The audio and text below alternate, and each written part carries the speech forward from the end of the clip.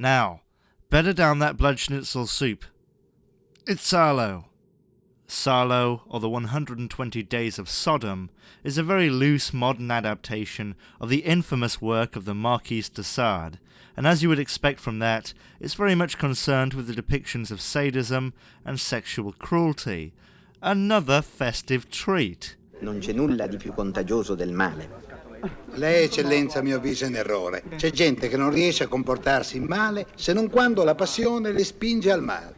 The last film, directed by Pier Pasolini, Salò is deeply political. I feel as though you kind of need more than a fleeting understanding of contemporary Italian politics to see what it's getting at, and that it's more than the sum of its controversial parts.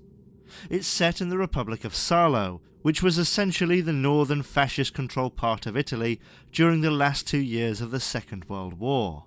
Notorious for sometimes being called the sickest or most controversial film of all time, it is deeply political, and it seems most critics view the horrific sexual violence as being metaphorical. It represents the abuse of power, the crimes of authoritarianism, the sheer malice of the previous regime.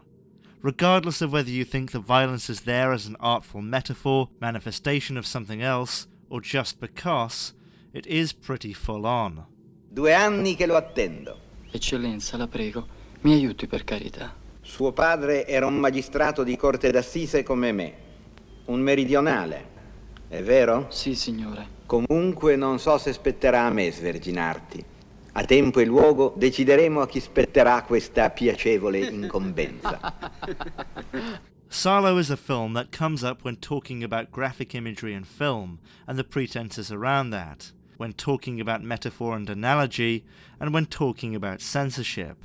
It's a film that, in terms of film theory, is very important. I'd argue it's worth a watch, but not on a bus, because it feels so very angry and sincere in its fury and rebelliousness. The 4 men responsible for the sadistic events within the film are the Duke, the Bishop, the Magistrate, and the President, and that has to tell you something about what it's really about. Tomorrow, what would you do if you found a severed leg in a barbecue? Profit from it, of course.